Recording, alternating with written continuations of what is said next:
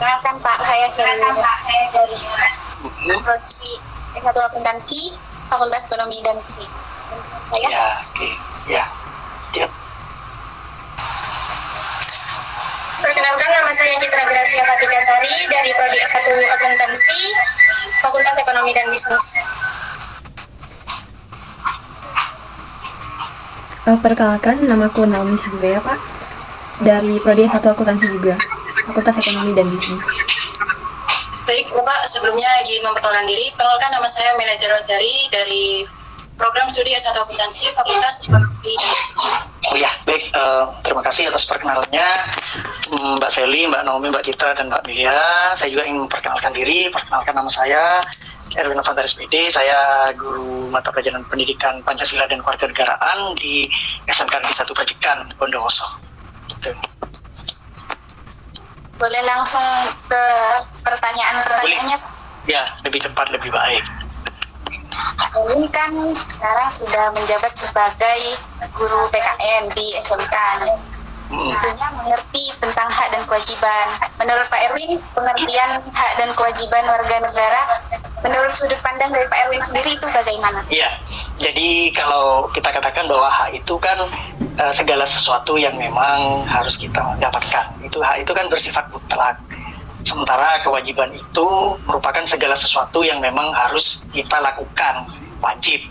Tetapi memang antara dua hal itu memiliki hubungan yang bersifat kausalitas, jadi keterkaitan. Jadi terkadang manusia itu hanya menonjolkan haknya tapi lupa akan kewajibannya. Jadi ketika seseorang itu melakukan sebuah kewajiban, pasti dia akan mendapatkan haknya. Jadi hak itu memang sesuatu yang kita dapatkan. Kita tergantung dari apa yang kita lakukan. Tapi jangan lupa bahwa kita juga punya kewajiban, sesuatu yang harus kita lakukan. Jadi seperti itu. Ada lagi?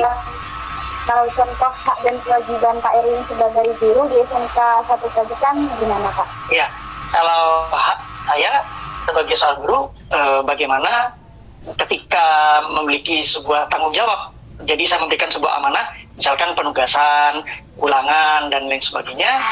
Dari peserta didik kita tuh ya memang harus melaksanakan itu. Jadi tugas kita berikan ya peserta didik wajib untuk melaksanakan yang saya berikan. Tetapi kewajiban saya sebagai seorang guru adalah bagaimana memberikan hak siswa, yaitu mendapatkan ilmu.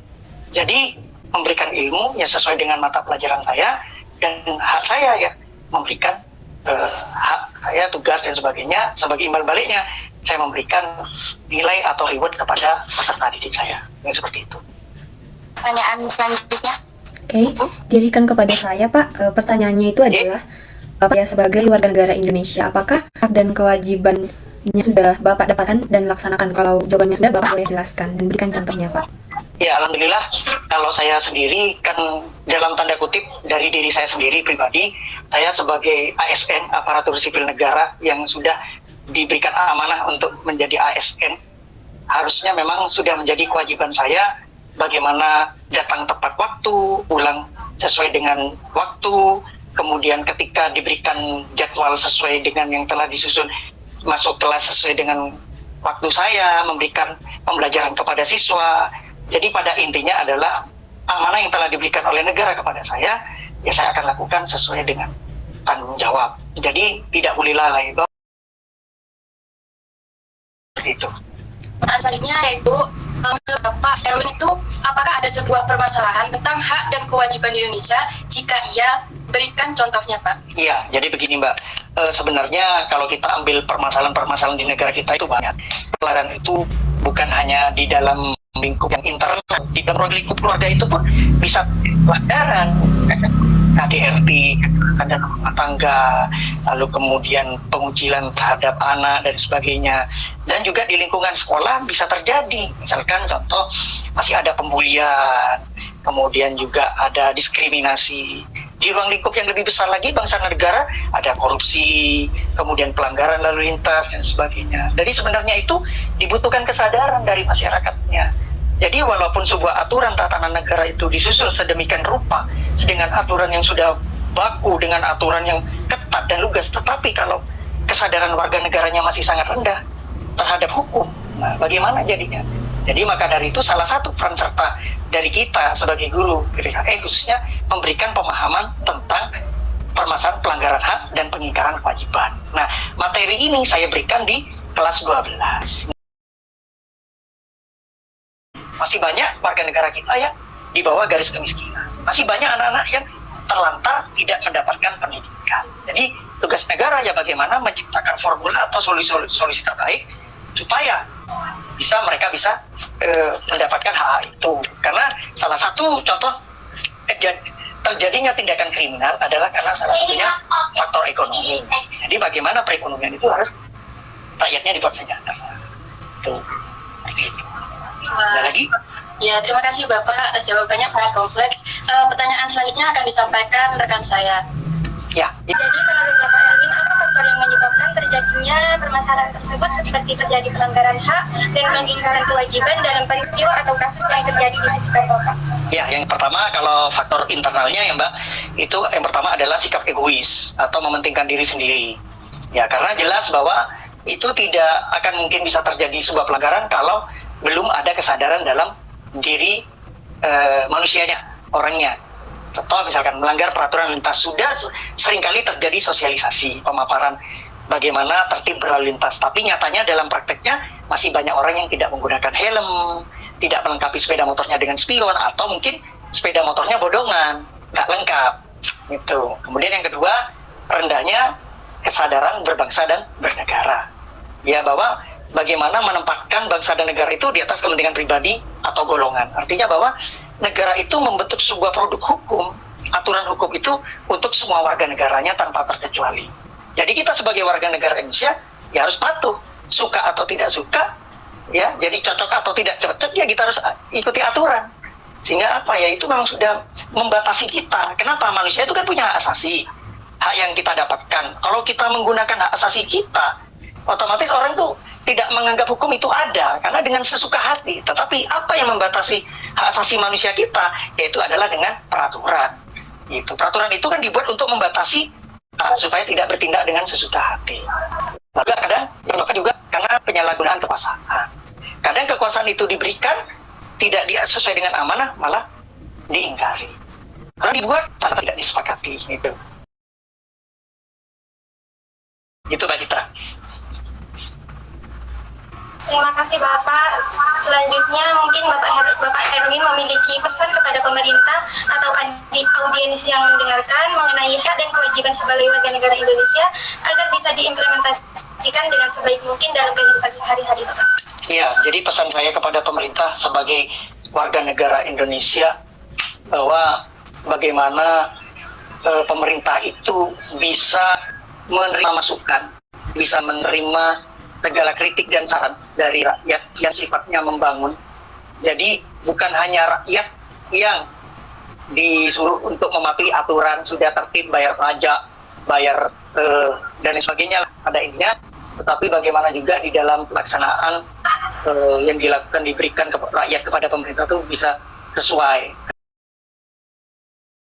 Jadi saya sebagai warga negara Indonesia, ya mohonlah kepada pemerintah itu bisa bagaimana mensejahterakan rakyatnya, tidak mementingkan kepentingan pribadinya, tapi bagaimana untuk membangun negara Indonesia menjadi lebih baik ke depannya.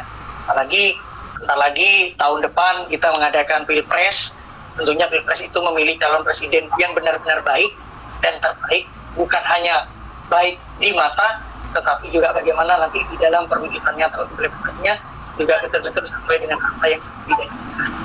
Nah, negara rakyat Indonesia itu kan butuh bukti, bukan janji.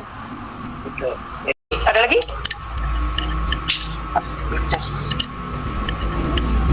Tambahan juga dari kalian. Sudah. Lanjut ke narasumber yang kedua, yaitu Kak Lia dari Prodi Ilmu Hukum dari Fakultas Hukum. Silakan Kak Lia, boleh perkenalan diri terlebih dahulu. Ya, Assalamualaikum warahmatullahi wabarakatuh. Waalaikumsalam warahmatullahi wabarakatuh. Perkenalkan, nama aku Lia Triwayuni, biasa dipanggil Lia, dari Fakultas Hukum Angkatan 2023. Bisakah langsung dimulai ke pertanyaan-pertanyaannya. Langsung ke pertanyaan yang pertama ya. Contoh hak dan kewajiban kita sebagai mahasiswa nih dalam kehidupan sehari-hari itu menurut Kak Lia apa aja? Menurut pendapat Kak Lia sendiri. Sebagai mahasiswa, terdapat hak dan kewajiban yang diatur oleh Undang-Undang Pasal 109 dan PP Nomor 60 Tahun 1999 yang berisi mahasiswa mempunyai hak untuk mengkaji dan menuntut ilmu, mendapatkan pengajaran dan fasilitas yang baik, serta mendapatkan informasi yang kita perlukan.